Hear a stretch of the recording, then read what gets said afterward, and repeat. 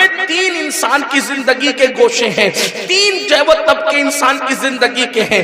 انسان کی زندگی کے جو ہے اللہ اکبر تین دور ہیں، ایک بچپنا ہے، اس کے بعد جوانی ہے، اس کے بعد بڑھاپا ہے، اور پھر انسان دنیا سے کوچ کرتا ہے۔ اور یہ بھی یاد رکھنا، مرنے کے لیے ضروری نہیں ہے کہ انسان بوڑھا ہونے کے بعد ہی دنیا سے جائے۔ انسان دنیا سے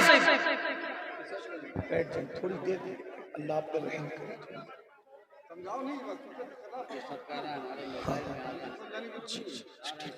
ٹھیک محبتیں آپ کی۔ ایک بار سب درود شریف پڑھ لیں۔ رب صلی وسلم دائما ابدا علی حبیبک خیر الخلق کلہم، صلاۃ و سلام علیک یا رسول اللہ صلی اللہ تعالی علیہ وسلم۔ تو یہ تین ادوار جو ہماری زندگی کے بچپنا، جوانی اور بڑھاپا۔ اب یہ بچپنا جو ہے انسان اس میں بھی کمزور رہتا ہے، انسان اس میں بھی ناسمجھ رہتا ہے، اور جب بڑھاپے میں پہنچ جاتا ہے تو بھی کمزوری پلٹ کر کے آتی ہے۔ بچپنا بھی کمزور، بڑھاپا بھی کمزور، اور دونوں کے درمیان جو جوانی ہے وہ کمزور نہیں بلکہ طاقتور ہوتی ہے، اور طاقتور اتنی ہوتی ہے کہ اس میں انسان کے جسم کا ہر حصہ طاقتور ہوتا ہے، دماغ سے لے کر پیر تک سب میں طاقت موجود ہوتی ہے۔ جذبات بھی جوان ہوتے ہیں، بولنے کی طاقت بھی جوان ہوتی ہے، سننے کی طاقت بھی جوان ہوتی ہے۔ گویا کہ انسان جوانی کے اندر ہر اعتبار سے طاقتور ہوتا ہے۔ بچپنے میں انسان اگر کوئی کام کرنا چاہے تو نہیں کر سکتا، بہت مجبور ہوتا ہے۔ اسی طریقے سے اگر بڑھاپے میں بھی کرنا چاہے تو انسان نہیں کر سکتا۔ میرے پیارے آقا صلی اللہ علیہ وآلہ وسلم کے پیارے دیوانوں، لیکن جوانی کے اندر اگر وہ کدال لے کر کے پہاڑ کو کھودنا چاہیں اور پہاڑوں کو ریزہ ریزہ کرنا چاہیں تو وہ پہاڑوں کو بھی کاٹ سکتا ہے۔ اور آپ دیکھ رہے ہیں کہ پہاڑوں کو کاٹ کر کے جو دنیا میں رستے بنائے جا رہے ہیں، آپ ان کی زندگی کو دیکھیں، آپ ان کی ایج کو دیکھیں تو آپ کو پتا چلے گا کہ اللہ اکبر نوجوانوں نے کیا کیا۔ اسی طریقے سے آپ دیکھیں اللہ اکبر، بدر و احد کے جو فاتحین تھے وہ سب جوان تھے، خندق کھودنے والوں کی اکثریت جوان تھی، خیبر کا فاتح جوان ہے، اللہ اکبر۔ یعنی کہ آپ دیکھیں اسی طریقے سے سب سے پہلے مدینہ منورہ میں اللہ کے نبی صلی اللہ علیہ وآلہ وسلم نے جو اسلام کا پہلا مبلغ بنا کر حضرت مصعب ابن عمیر کو بھیجا تھا وہ بھی جوان تھے۔ حضرت سیدنا سعد ابن ابی وقاص فرماتے ہیں کہ میں جنگ احد میں رسول اللہ صلی اللہ علیہ وآلہ وسلم پر ہر آنے والے تیر کو اپنے سینے پر روک لیتا تھا۔ اس وقت میری عمر اتنی تھی کہ ابھی میرے چہرے پر داڑھی کے بال بھی مکمل نہیں آئے تھے۔ پتا چلا کہ جوانوں کو اللہ کے رسول صلی اللہ علیہ وآلہ وسلم نے بڑی اہمیت دی ہے، اور اسلام کا پرچم جو بلند ہوا ہے وہ جوانوں سے ہوا ہے۔ آپ اسی طریقے سے دیکھیے سندھ کی سرزمین پر محمد بن قاسم جو آئے تھے، اللہ اکبر، وہ بھی 17 سال کا جوان تھا۔ اسی طریقے سے آپ دیکھیں اندلس کے ساحل پر جن لوگوں نے کشتیاں جلائی تھی حضرت طارق بن زیاد کے ساتھ، وہ سب کے سب جوان تھے۔ اسی طریقے سے آپ دیکھیں میرے آقا صلی اللہ علیہ وآلہ وسلم کے پیارے دیوانوں، آپ کو ہر جگہ پر جوان ہی جوان نظر آئیں گے۔ اللہ اللہ، اسی لیے دنیا ٹارگٹ کرتی ہے جوانوں کو۔ اللہ اکبر، دنیا اچھی طریقے سے جان چکی ہے۔ اللہ اکبر، بیت المقدس پر جنہوں نے اسلام کا پرچم لہرایا، صلاح الدین ایوبی کے سارے ساتھی وہ سب کے سب جوان تھے۔ اسی طریقے سے فتح مکہ کے اندر جو 10,000 کا لشکر جا رہا ہے وہ سب کے سب جوان ہیں۔ میرے آقا علیہ الصلوۃ والتسلیم کے پیارے دیوانوں، تو لوگوں کو ٹینشن کس بات سے ہے؟ مسلم جوانوں کی جوانی سے ٹینشن ہے۔ پوری دنیا لرزہ پر اندام ہے کہ مسلم جوان جس دن اپنے مقصد کی طرف آ جائیں گے، بہت دل کے کانوں سے سننا مسلمانوں، فتح پور اور ارد گرد سے آنے والے میری قوم کے جوانوں، یہ بہت دھیان سے آپ کو سننے کی ضرورت ہے۔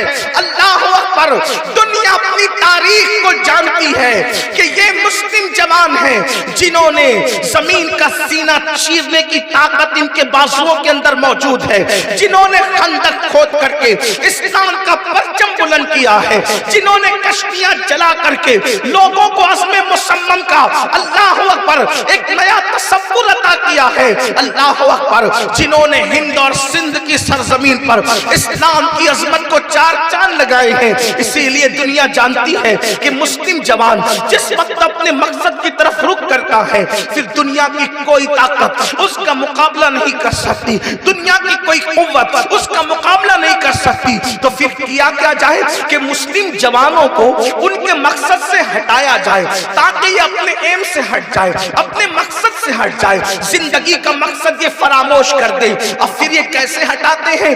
दुनिया की बातिल ताकतें, दुनिया की इस्लाम दुश्मन कुव्वतें आपको अपने मकसद से हटाती कैसे हैं?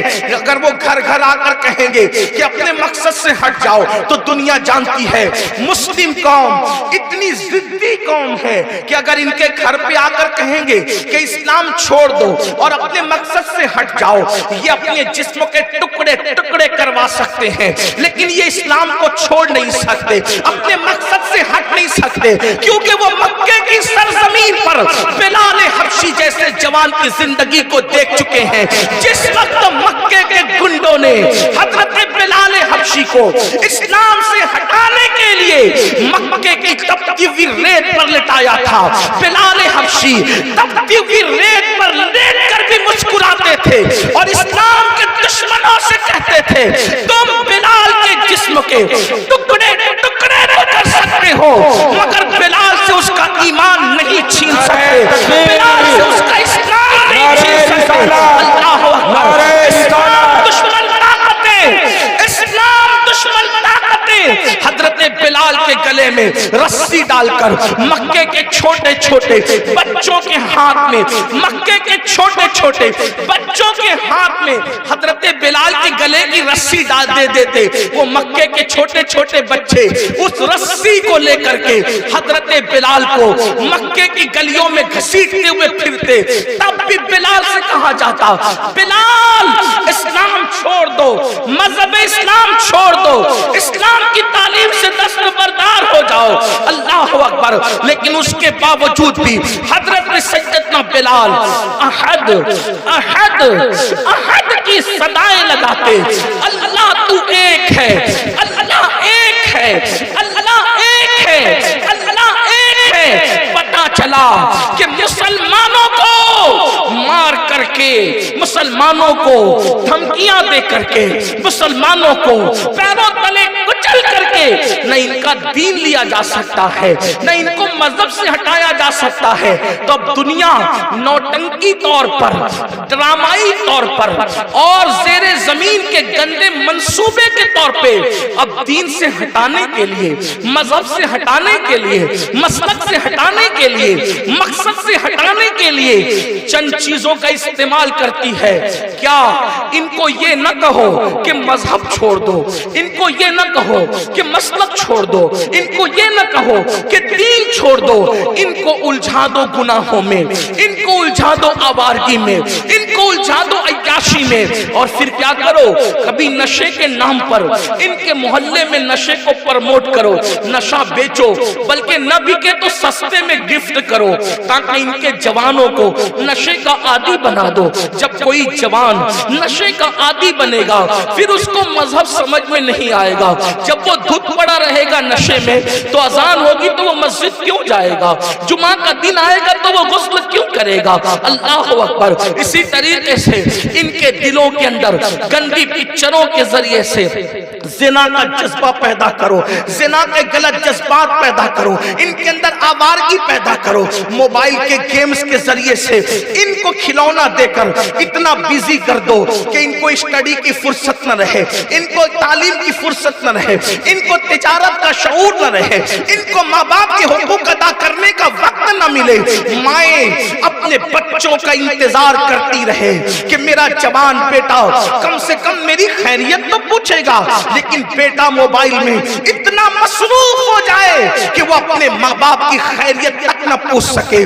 وہ اولاد جو اپنے ماں باپ کو گھر سے نکلتے وقت ہاتھوں کو اور پیروں کو چوم کر ماں باپ کی دعائیں لیتے ہوئے جاتا تھا، اس کے ہاتھ میں موبائل گیمز میں اسے اتنا مصروف کر دو کہ وہ موبائل دیکھتے دیکھتے گھر میں آئے اور موبائل دیکھتے دیکھتے گھر سے نکل جائے، اس کو ماں باپ کا چہرہ دیکھنے کی فرصت نہ رہے. میں موبائل کے استعمال کا مخالف نہیں ہوں، اور یاد رکھنا میں کسی بھی ایسی بات کرنے کا روادار نہیں ہوں جو آپ کے دل کو تکلیف پہنچائے، لیکن اتنا ضرور کہوں گا موبائل کا استعمال کرو، ضرورت کے مطابق کرو، اس کو نشے کے طور پر اپنے آپ پر مسلط مت کرو، اس لیے کہ یہ دنیا کے اندر پہلی اور آخری مرتبہ آئے ہو جب اس دنیا سے مر کر کے آنکھیں بند ہوگی اور جنازے میں رکھے جاؤ گے، اس وقت سوائے پچھتانے اور رونے کے کچھ ہاتھ نہیں آئے گا.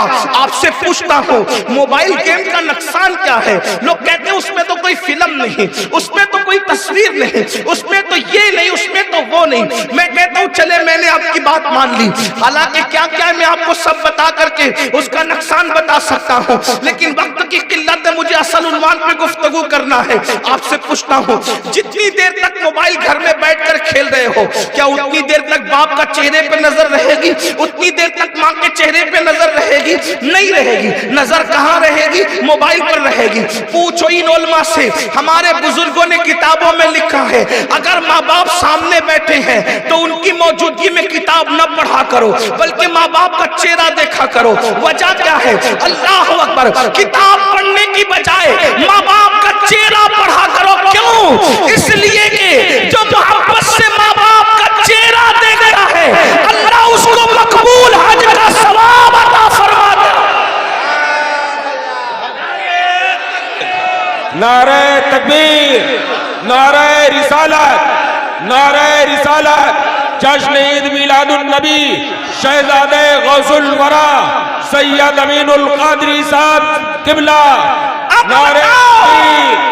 کوئی مکہ شریف میں موجود ہے اور اس کو حج کا موقع ملے وہ حج نہ کرے تو لوگ اس کو تانا دیں گے کہ نہیں دیں گے، کتنا بدبخت ہے، کتنا منحوس ہے، تجھے حج کا موقع مل رہا ہے مکے میں رہ کر تو حج نہیں کرتا.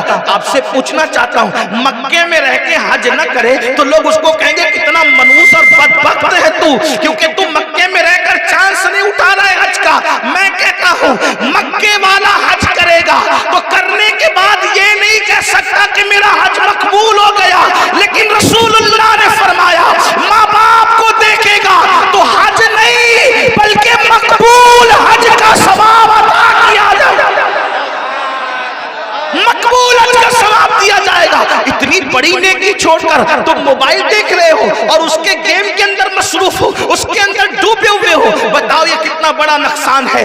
وہ قیامت کی وہ سختی کو، گرمی کو، اس کی تکلیف کو یاد کرو جہاں ایک ایک نیکی کی اہمیت ہوگی.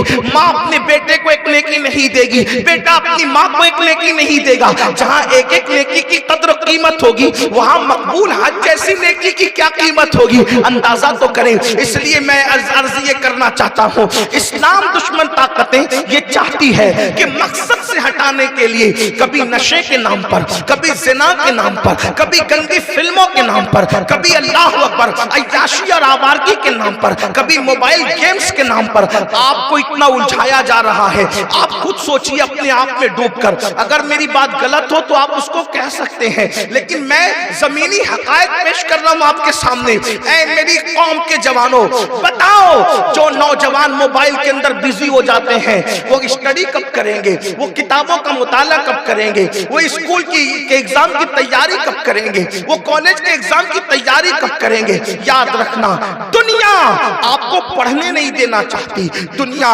آپ کو تجارت کرنے نہیں دینا چاہتی. جو لڑکے موبائل کے اندر ڈوب جاتے ہیں وہ صحیح طور پہ تجارت بھی نہیں کر سکتے.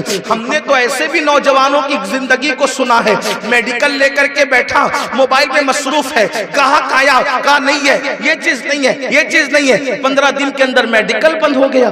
یہ دنیا کی سازش ہے. دنیا آپ سے محبت نہیں کر رہی ہے. اور یہ علماء جو گیمز سے منع کرتے ہیں اور موبائل کو بقدر ضرورت استعمال کرنے کی بات کرتے ہیں، یہ آپ کے دشمن نہیں ہے، یہ آپ کے مستقبل کے حوالے سے فکر مند ہے.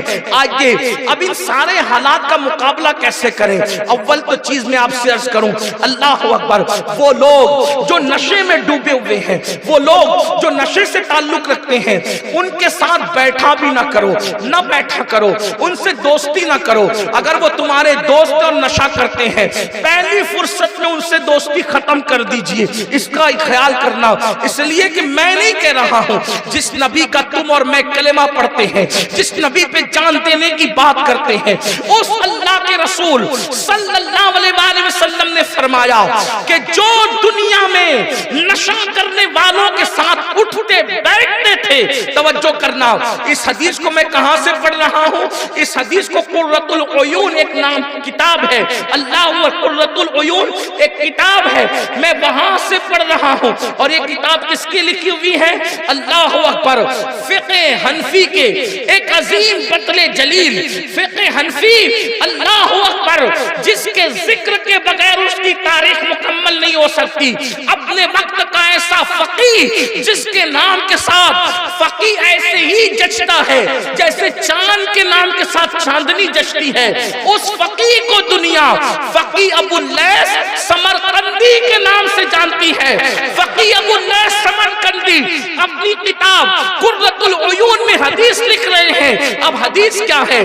جوانوں دل کے کانوں سے سنو، اللہ اکبر، میرے آقا ارشاد فرماتے ہیں، جو دنیا میں نشہ کرنے والوں کے ساتھ اٹھتے بیٹھتے تھے، جب وہ قیامت کے دن اٹھیں گے تو اندھے اٹھائے جائیں گے، ان کی آنکھوں میں روشنی نہیں ہوگی. نشہ کرنے والوں کے ساتھ اٹھنے بیٹھنے والے اندھے اور نابینا اٹھائے جائیں گے. آپ سے پوچھتا ہوں، جو دنیا میں اندھا ہے اس کی کیا حیثیت ہے؟ جو دنیا میں اندھے لوگ ہیں اکثر بھیک مانگتے ہوئے نظر آئیں گے، اکثر مجبور و لاچار نظر آئیں گے. مگر یاد رکھنا، جو دنیا میں اندھے ہیں ضروری نہیں ہے کہ وہ آخرت میں بھی اندھے ہوں، اللہ اکبر. لیکن جو آخرت میں اندھا اٹھے گا وہ اللہ کا دیدار کیسے کرے گا؟ جو آخرت میں اندھا اٹھے گا وہ رسول اللہ کا دیدار کیسے کرے گا؟ جو آخرت میں اندھا اٹھے گا اس کا انجام کیا ہوگا؟ مگر اللہ کے رسول صلی اللہ علیہ وآلہ وسلم فرماتے ہیں، جو دنیا میں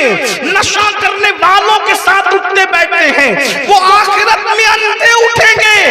اس لیے ان سے دوستی توڑ دو. اب آپ کہیں گے آخر اتنی سخت و وعید کیوں ہے؟ نشہ کرنے والوں کے ساتھ اٹھیں گے بیٹھیں گے تو اندھے اٹھیں گے. تو یاد رکھنا، اکثر نشے کی عادت صحبت کی وجہ سے پڑتی ہے، اکثر نشے کی لت صحبت کی وجہ سے پڑتی ہے. دیکھو بہت سارے ایسے لوگ ہیں جو سگریٹ پیتے ہیں تو ان کے ساتھ جو لوگ بیٹھتے اٹھتے ہیں وہ بھی سگریٹ کے عادی ہو جاتے ہیں. شروع میں دوست خود کہتے ہیں لے یار چل پی لے، ایک دو پیا، اس کے بعد پھر خرید کر پینے لگتا ہے. اور یاد رکھنا، میں سگریٹ کے بارے میں کچھ زیادہ تو نہیں کہتا لیکن اتنا ضرور کہتا ہوں، مسلمانوں مجھے بتاؤ، اللہ اکبر، یہ سگریٹ ہی ہے جس سے پھیپھڑے خراب ہوتے ہیں، یہ سگریٹ ہی ہے جس سے کینسر آگے بڑھ رہا ہے، یہ سگریٹ ہی ہے جس سے جوان جلدی سے بڑھاپے کی دہلیز پر پہنچ جاتا ہے. یاد رکھنا. اور آپ سے پوچھتا ہوں، دنیا میں کوئی ایسی بھی بدعقل قوم دیکھی ہے جو اپنے ہاتھ سے اپنی دولت کو آگ لگائے؟ اللہ اکبر. بولو سگریٹ پینے والے اپنی دولت کو اپنے ہاتھ سے آگ لگاتے کہ نہیں لگاتے؟ اور یاد رکھنا، دنیا کے اندر موج مستیاں کرنے والوں، یہ دنیا میں آج عمل ہے حساب نہیں ہے، دولت ہے حساب نہیں ہے، زندگی ہے حساب نہیں ہے. کل عمل بھی نہیں ہوگا، کل دولت بھی نہیں ہوگی، کل زندگی بھی نہیں ہوگی اور اللہ ہم سے حساب لے گا. کتنا حساب لے گا؟ اللہ اکبر. اگر ہم نے کسی پڑوسی کی دیوار کو اپنے ناخن سے کھرچا ہوگا تو اس ناخن میں جتنی مٹی آئی ہوگی، اللہ پاک قیامت کے دن اس مٹی کے بارے میں بھی ہم سے سوال فرمائے گا. اللہ اکبر. جانوروں کی طرح بے روی کے ساتھ زندگی گزارنے والے انسان آج تو اپنے ہاتھوں سے سگریٹ کو آگ لگا رہا ہے، سگریٹ کو نہیں اپنی زندگی کو آگ لگا رہا ہے، سگریٹ کو نہیں اپنی دولت کو آگ لگا رہا ہے۔ مجھے بتاؤ تو صحیح، آپ کہیں گے مولانا اتنی سخت بات نہ کرو، میں کہتا ہوں حضور کی زندگی پڑھو، علماء کی دعائیں لینے کے لیے توجہ چاہتا ہوں، حضور کی زندگی پڑھو۔ حضور علیہ السلام نے کبھی میدہ بھی نہیں کھایا، میدہ سمجھتے؟ میدہ سب سمجھتے میدہ کسے کہتے ہیں؟ حضور علیہ السلام نے پوری زندگی کبھی میدہ نہیں کھایا، میدے کی روٹی نہیں کھائی۔ کیوں نہیں کھائی؟ ناجائز تھا؟ نہیں۔ حرام تھا؟ نہیں۔ مکروہ تھا؟ نہیں۔ کیوں نہیں کھائی؟ توجہ، یہ اپنے نبی کی سیرت ہے، خاص طور پہ سننا۔ میدہ اس لیے نہیں کھایا کہ میدہ جب پیٹ میں جاتا ہے تو پھولتا ہے، اور جب پھولتا ہے تو اس سے سستی آتی ہے۔ اللہ کے رسول علیہ السلام نے ایسی غذا بھی پوری زندگی میں استعمال نہیں کی جس کو کھانے کے بعد طبیعت سست ہو جائے۔ توجہ کریں، جس کو کھانے کے بعد طبیعت میں سستی آئے، حضور نے سست کرنے والی غذا حالانکہ جائز تھی، جائز ہونے کے بعد استعمال نہیں کی۔ اب آپ سے پوچھتا ہوں، جس نبی کا کلمہ پڑھتے ہو، صرف زبانی کلمہ پڑھتے ہو یا واقعی ان کو آئیڈیل مانتے ہو؟ اگر واقعی آئیڈیل مانتے ہو تو حضور کی سیرت پکار کر کہہ رہی ہے کہ ہمارے نبی تو حلال اور جائز ہونے کے بعد بھی وہ کھانا نہیں کھاتے، وہ غذا نہیں کھاتے جو انسان کو سست کر دے۔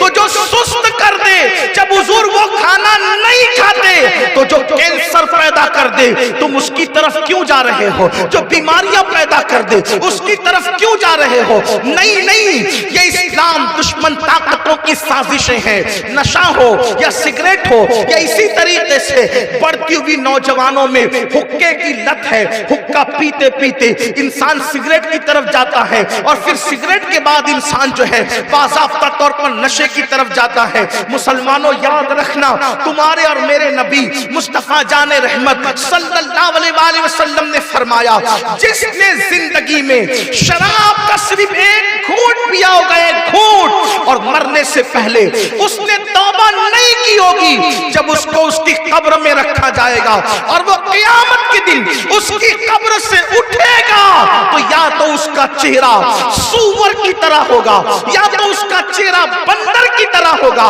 اب مجھے بتاؤ میری قوم کے جوانوں کہاں جا رہے ہو؟ کس طرف جا رہے ہو؟ اپنے مقصد کو فراموش نہ کرو، اپنے مقصد سے نہ ہٹو۔ اسلام دشمن طاقتیں ہمیں گناہوں میں الجھا کر کے اللہ اکبر جوانی کو تباہ اور برباد کر کے اللہ ہمیں اپنے مقصد سے ہٹا رہی ہے۔ دیکھو یہ گناہوں کی وجہ سے ہمیں رسول اللہ کا عشق بھی اب ہم سے دور ہوتا جا رہا ہے۔ بتاؤ کل کا وہ نوجوان جب گھر آتا تھا تو رسول اللہ کا ذکر کرتا تھا، کبھی نعتیں پڑھتا تھا، کبھی تسبیح لے کے درود پڑھتا تھا۔ جانتے ہیں مصروف سے مصروف لوگ بھی اللہ کے رسول سے کتنی محبت کرتے تھے۔ محمود غزنوی جیسا بادشاہ اتنا مصروف انسان تھا، اس وقت تک سوتا نہیں تھا جب تک 1000 مرتبہ اللہ کے رسول صلی اللہ علیہ وآلہ وسلم پر درود نہیں پڑھ لیتا تھا۔ یہاں میں اتنے بڑا ہزاروں کا مجمع ہے، میری بہنیں بھی موجود ہیں بڑی تعداد میں، پوچھتا ہوں بتاؤ ہم روزانہ اپنے آقا پر کتنی بار درود پڑھتے ہیں؟ نبی کے نام پر جان قربان کرنے کی بات کرنے والوں کتنی بار حضور پہ درود پڑھتے ہو؟ اپنے نبی کو کتنی بار یاد کرتے ہو؟ آقا کے نام پر اولاد لٹانے کی بات کرنے والوں کتنی بار حضور پہ درود پڑھتے ہو؟ آپ بتاؤ اللہ اکبر صرف زبانی دعویٰ کریں گے، صرف زبانی جمع خرچ کریں گے؟ بتاؤ آپ کہیں گے کیوں نہیں پڑھتے؟ کہ مولانا مصروف ہے۔ میں کہتا ہوں آج سے 50 سال پہلے کا مسلمان زیادہ مصروف تھا یا آج کا مسلمان زیادہ مصروف ہے؟ دیکھیے میں جو ہے ممبئی سے فتح پور مجھے آنا تھا، میں کتنے گھنٹے میں آیا؟ ممبئی سے فتح پور آنے میں مجھے 5 گھنٹے سے زیادہ نہیں لگا، 2 گھنٹے لکھنؤ میں لگے اور اس کے بعد پھر 2-2.5 گھنٹے یہاں لگے۔ اللہ اکبر، اس سے پتہ پتا چلا کہ کل کا مسلمان 50 سال پہلے کا اگر اس کو ممبئی سے فتح پور آنا ہوتا تو کم سے کم 1 مہینہ چلا جاتا. تو جو مہینے کا سفر 5 گھنٹے میں طے کر رہا ہے وہ زیادہ مصروف ہے یا جو مہینہ بھر اونٹوں پہ چل رہا تھا, کھچروں پہ چل رہا تھا, گھوڑوں پہ چل رہا تھا, بعد میں سائیکل پہ چل رہا تھا؟ آپ مجھے بتائیں کون زیادہ مصروف ہے؟ اب آپ بتائیں, کل کے انسان سے زیادہ آج کا انسان مصروف نہیں ہے, لیکن کل جتنی عبادت ہو رہی تھی آج نہیں ہو رہی ہے. کل کا مسلمان ایک نماز پڑھتا تھا پابندی سے, آج 80% نہیں پڑھتے. پھر اس کے بعد جو 20% پڑھتے ہیں, کل کا مسلمان فجر کی 4 پڑھتا تھا, حنفی ہے تو ظہر کی 12 پڑھتا تھا, عصر کی 8 پڑھتا تھا, مغرب کی 7 پڑھتا تھا, پھر اوابین بھی 7 میں ملاتا تھا, پڑھتا تھا. آج جو 20% نماز پڑھتے ہیں وہ فجر کی 4 تو پڑھتے ہیں لیکن ظہر کی 12 جلدی نہیں پڑھتے بلکہ 10 پڑھ کے 8 پڑھ کے بھاگ جاتے ہیں, عصر کی 4 ہی پڑھتے ہیں, 8 نہیں پڑھتے. سوچے سنتیں غیر موقعہ تو ہے. اسی طریقے سے مغرب کی 5 یا 3 پڑھ کے نکل جاتے ہیں. اتنی جلدی بھاگتے ہیں کچھ نمازی لوگ کہ ان کو دعا کرنے کا بھی موقع نہیں, ان کو دعا کرنے کی بھی فرصت نہیں. اور 17 تو شاید ہی لوگ پڑھتے ہوں گے, زیادہ تر جو ہے 3 جو ہے وہ 4, 2 اور 3. اسی طریقے سے 9 رکعت میں پوری عشاء ہو جاتی ہے. حالانکہ میں یہ نہیں کہتا کہ حرام کر رہے ہو, یہ کر رہے نہیں, لیکن اتنا ضرور کہوں گا جو مصروف لوگ تھے وہ 17 پڑھ رہے تھے اور جو لوگ کم مصروف ہیں وہ صرف 9 پڑھ کے مسجد سے بھاگ رہے. کیوں؟ اس لیے کہ یوٹیوب آواز دے رہا ہے, فیس بک آواز دے رہا ہے, دنیا کے گورکھ دھندے آواز دے رہے ہیں. مسلمانوں کل کی طرح ہم مصروف نہیں ہیں. آج اللہ نے بڑی راحت دی ہے, آج اللہ نے بڑا آرام دیا ہے, آج اللہ نے بہت وقت دیا ہے. کل کا مسلمان مصروف ہونے کے باوجود ایک رات میں ایک قرآن ختم کرتا تھا اور آج کا مسلمان اتنا فری ہونے کے باوجود پوری زندگی کبھی قرآن کو ہاتھ بھی نہیں لگاتا. آپ کیا کر رہے ہیں, ہم کیا کر رہے ہیں؟ بس اتنا یاد رکھنا, ایک دن آخر موت ہے, موت. جسم کا تعلق جب تک روح سے جڑا ہوا ہے, چاہے جتنی موج مستیاں کر لو, چاہے جتنے حرام کام کر لو, چاہے جتنے گناہوں کے اڈے آباد کر لو, میرے بھائی ایک دن موت ہے, موت. جب جسم کا رشتہ روح سے ٹوٹ جائے گا, نہ تیری دادا گیری رہے گی, نہ کسی کی بابا گیری رہے گی, نہ کسی کی خوبصورتی رہے گی, نہ کسی کا حسن رہے گا, نہ کسی کا جمال رہے گا, نہ کسی کی طاقت رہے گی, نہ کسی کی قوت رہے گی, نہ کسی کا جاہو جلال رہے گا, نہ کسی کی اولاد اس کے ساتھ رہے گی, نہ کسی کی دولت رہے گی. بڑی بڑی بلڈنگوں پہ گھمنڈ کرنے والوں, اپنی دولت کے نشے میں اللہ کو بھولنے والوں, جوانی کے نشے میں خدا کی نافرمانی کرنے والوں, جس دن روح کا رشتہ جسم سے ٹوٹ جائے گا, تصور تو کرو کہاں ہے ہلاکو خان, کہاں ہے چنگیز خان, کہاں ہے فرعون, کہاں ہے نمرود, کہاں ہے بخت نصر, کہاں ہے یزید, کہاں ہے وقت کے ظالم حکمران.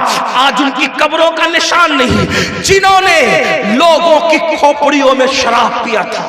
توجہ کرنا, دولت کے نشے میں لوگوں پہ ظلم کرنے والوں, اقتدار کے نشے میں لوگوں پہ ظلم کرنے والوں, جوانی کے نشے میں لوگوں پہ ظلم کرنے والوں, آپ کیا میں کیا, اتنی طاقت اور سطوت اللہ نے لوگوں کو دی تھی کہ لوگوں نے جام اور برتن کی بجائے لوگوں کی کھوپڑیوں میں شراب پیا. ایسے بھی لوگ گزرے موج مستیاں کرنے والے. مغلوں کا ایک لڑکا تھا جسے لوگ شہزادہ کہتے, نام نہیں لوں گا. ایک بار اس کی داشتہ یعنی جس کے ساتھ اس کا افیئر چلتا تھا, ایک بار اس کے ساتھ بیٹھی تھی. اس سے کہا, شہزادے میں نے کسی کو کبھی مرتے نہیں دیکھا. توجہ کرو, میں نے کبھی کسی کو مرتے نہیں دیکھا. اس نے کیا کیا, اٹھائی بندوق اور چلا دی رستے پہ چلنے والے مسافر پہ. میری جان, نہیں مرتے دیکھا تو مرتے دیکھ لو. وہ تڑپ گیا. یاد رکھنا, ظلم کرنے والا جب ظلم کرتا ہے تو یہ بھول جاتا ہے بڑا میں نہیں ہوں, بڑا اللہ ہے. اللہ کے رسول صلی اللہ علیہ फरमाया, मजलूम की बद्दुआ से बचो, क्योंकि मजलूम की बद्दुआ और अल्लाह के दरमियान कोई हिजाब नहीं रहता। मजलूम किसी मजहब का हो, मजलूम मजलूम है। अगर कोई काफिर भी हो तो उसमें भी जुल्म मत करो। इस्लाम कहता है चूंटी पे भी जुल्म मत करो। इस्लाम कहता है मेंढक पर भी जुल्म मत करो। इस्लाम कहता है कच्चे फलों को भी तोड़कर कच्चे फलों पे जुल्म मत करो। इस्लाम कहता है पिस्सू पे भी जुल्म मत करो, जुल्म किसी पे मत करो। इसलिए कि अल्लाह को जुल्म पसंद नहीं है, क्योंकि मखलूक अल्लाह का कुंबा है। अल खल्क़ु अयालुल्लाह, मखलूक अल्लाह का कुंबा है। तुम इन पे जुल्म करोगे, बदला अल्लाह लेगा। अब आपसे पूछता हूं, हम दूसरों पे जुल्म करते तो अपनी जगह, अपने आप पे भी तो जुल्म कर रहे हो। ये गुनाह क्या है? अपने आप पे जुल्म है। या याशियां क्या है? अपने आप पे जुल्म है। तो एक दिन वो आएगा जब रूह का रिश्ता जिस्म से टूट जाए, न ताकत न कुव्वत न सतवत, कुछ नहीं, डिग्रियां भी काम नहीं आएगी, सब कब्र के बाहर रह जाएगी। और उस वक्त अल्लाह की अदालत में हमें हिसाब देना है। कब तक गुनाह करते रहोगे? कब तक अल्लाह के अजाब को चैलेंज करते रहोगे? कब तक खुदा के गजब को दावत देते रहोगे? याद रखना, जो लोग जवानी में गुनाह करते हैं, अल्लाह उनको बुढ़ापा ऐसा दर्दनाक अता करता है कि वो मौत मांगते हैं तो उनको मौत भी नहीं आती। जवानी में गुनाह करना अच्छा लगता है। आज एक फकीर कादरी के दिल की सदा, मैं दिल के दर्द को आपके दिलों तक मुंतकिल करना चाह रहा हूं। मेरी कौम के जवानों, आज जवानी है, अय्याशी न करो, वरना ये जवानी ढल जाएगी और बुढ़ापा जल्द आएगा। उस वक्त इतनी कसम पुरसी और दिक्कत और तकलीफ होगी। जाके पूछो उन बूढ़ों से जो पूरी पूरी रात अय्याशी और आवारगी में गुजारते थे, आज बिस्तरों में चादर में मुंह छुपा छुपा कर रो रहे हैं, कोई उन पर रहम करने वाला नहीं। पोतों को आवाज देते तो पोते छोटे छोटे भी उनको मुंह लगाने के लिए तैयार नहीं। माशरे में उनकी कोई इज्जत नहीं। ऐसी ऐसी बीमारियों का शिकार है कि बीमारियों ने यूं घेर लिया है कि निजात का नाम नहीं। याद रखना, आज अल्लाह ने जवानी दी है, ये जवानी कल नहीं रहेगी मेरे भाई। आज जिना के अड्डे की तरफ न जा मेरे भाई। आज जो है ईयरफोन लगाकर कानों के अंदर गाने न सुन मेरे भाई। म्यूजिक का दिल डाला न बन मेरे भाई। नशे की तरफ न जा मेरे भाई, हराम की तरफ न जा मेरे भाई, जुल्म की तरफ न जा मेरे भाई। इसलिए कि असल कुव्वत अल्लाह की है, असल ताकत अल्लाह की है। एक वक्त आएगा मरने के बाद जब हिसाब होगा, लेकिन कुदरत का हिसाब तो मरने से पहले ही शुरू हो जाता है। जब दर्दनाक बुढ़ापा आता है, अल्लाह अकबर, जाके उन बूढ़ों से पूछो जो आज मस्जिदों के दरवाजों पे बैठ करके भीख मांग रहे हैं। जाके उन बूढ़ों से पूछो, अल्लाह अकबर, जो ब्रिज के नीचे ठंडियों के अंदर ठिठुरते हुए पड़े हैं, उन्होंने जवानी में कैसी रंगरेलियां की थी। याद रखना, जो अल्लाह देना जानता है वो अल्लाह छीनना भी जानता है। जवानी के नशे में अपने आप पे जुल्म मत करो, गुनाहों के अड्डों को आबाद न करो। जवानी चली जाएगी, पाप धरे के धरे रह जाएंगे, गुनाह बाकी रह जाएंगे। अपने एम की तरफ, अपने मकसद की तरफ, अपने मजहब की तरफ, अपने मसलक की तरफ आओ। क्यों पैदा किए गए थे? आइए, क्यों पैदा किए गए थे? अपनी गुफ्तगू को एंड की तरफ ले जाते हुए अर्ज करूं, एक हिकायत लिखी गई है। एक बूढ़ा जिसकी कमर बुढ़ापे की वजह से झुक गई थी, वो लकड़ी टेकते टेकते एक गली से गुजर रहा था। एक बड़े मियाँ जिनकी कमर बुढ़ापे की वजह से झुक गई थी, लकड़ी टेकते टेकते وہ گزر رہے تھے، ایک جوان کو شرارت سوجی اور اس جوان نے اس بوڑھے کی مزہ لینے کے لیے، ان کا مذاق اڑانے کے لیے کہا، بڑے میاں کیا ڈھونڈ رہے ہو؟ اس لیے کہ کمر جھکی ہوئی تھی تو گردن نیچے تھی۔ اس جوان نے مذاق اڑاتے ہوئے پوچھا، بڑے میاں کیا ڈھونڈ رہے ہو؟ بڑے میاں بڑے ہوشیار تھے، انہوں نے ناراض ہونے کی بجائے، اس کی بات کا برا منانے کی بجائے اس کو نصیحت کرتے ہوئے ناصحانہ جواب دیا۔ کیا فرمایا؟